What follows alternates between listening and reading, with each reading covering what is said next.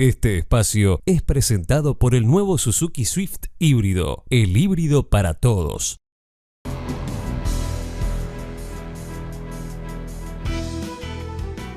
Seguimos en BTV Noticias y es momento de análisis económico y vamos a hablar de inflación que después de 3 años volvió a colocarse dentro del rango meta. Vamos a hablar de esto con Federico Comesaña. ¿Cómo anda, Fede? Buen mediodía.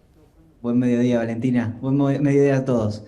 Exactamente, la inflación se colocó nuevamente dentro del rango meta, luego de 3 años de estar por encima. No es lo normal en Uruguay una inflación dentro del rango objetivo, de entre 3 y 7% en la actualidad. Los uruguayos nos hemos acostumbrado a estar con una inflación por encima de ese rango. Algunos hablan de señales del gobierno y del Banco Central en particular que mostraba conformidad con niveles de inflación por encima de la meta. Hoy las circunstancias en particular de algunos rubros de la canasta de consumo permiten a la inflación adentrarse dentro de ese rango meta. Veremos si es una situación permanente o vuelve a ser una situación transitoria como se vivió sobre finales de 2017 y principios de 2018, la última vez que la inflación estuvo dentro del rango meta. Si vemos la primera placa que preparamos para hoy, vemos esta tendencia a la baja de la inflación que se vio acelerada desde el mes de enero, cuando la inflación estaba en 9,1, 8,3 en febrero, 6,8% ahora febrero, marzo y ahora abril.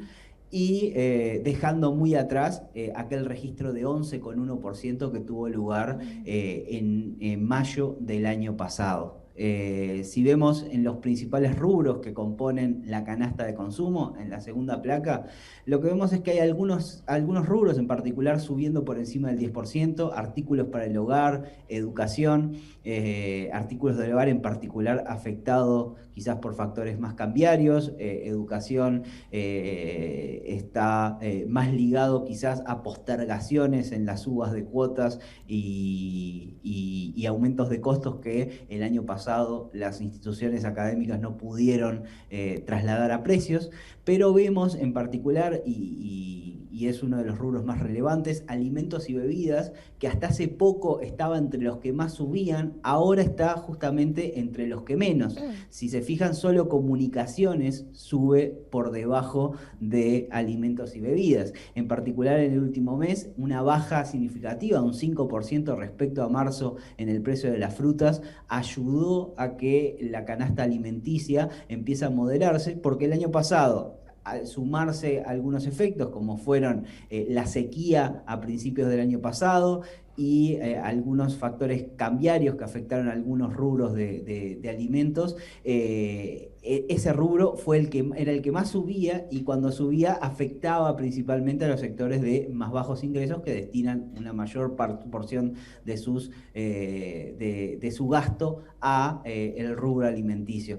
Hoy no es esa realidad. Este año, si bien suben los alimentos, suben a un nivel mucho menor de lo que lo estaban haciendo, y eso ayuda a alivianar este componente de la canasta de consumo. Restaurantes de hoteles también suben poco, transporte también ayuda a moderar, y la vivienda. Un elemento que ayudó en particular en este último mes tiene que ver con las tarifas públicas, porque si recuerdan el año pasado el ajuste de tarifas no se dio como se da normalmente en enero, sino que se dio en abril, cuando asumió la nueva administración. Entonces, en los últimos 12 meses, hasta marzo, veníamos teniendo 2 ajustes de tarifas incluidos en el último mes y afectando el registro de inflación anual.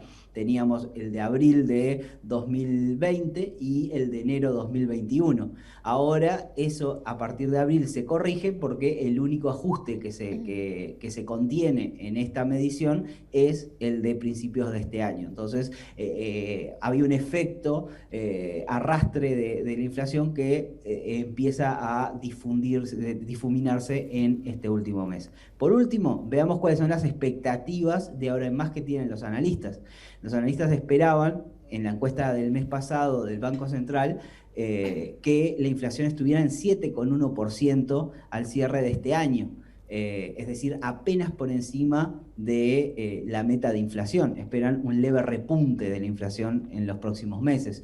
Sin embargo, la trayectoria es a una convergencia hacia la nueva meta de inflación establecida por las autoridades, que va a ser de un 6%. Esperan que en 2022 inflación de 6,8, 2023 6%, es decir, tender hacia un menor ritmo de avance de los precios, que beneficia sobre todo a quienes tienen sus ingresos menos indexados hacia lo que pasa con los precios, es decir, depender menos de que nuestros ingresos se ajusten por los precios y se ajusten rápido a los precios, y poder sostener decisiones también de inversión y vinculadas con el ahorro y el crédito, menos afectadas por la expectativa de aumento de precios y pérdida de valor de nuestra moneda. Bien, Fede, muchas gracias por tu análisis como siempre. Que pasen bien, hasta luego. Cotización de la moneda es una presentación de Gales, Servicios Financieros. Su ventaja, nuestro servicio. Y vamos a repasar a continuación la cotización de las principales monedas en el mercado local, empezando por el dólar, que cotiza a la compra a 42,60 y a la venta a 45,10. Peso argentino 0,20, 0,50, el real 7,30 a la compra, 9 pesos a la venta, y el euro 50,60 a la compra y 54,60 a la venta. El cierre del dólar interbancario estuvo en 43,973. Hacemos otra tanda y ya seguimos con más información.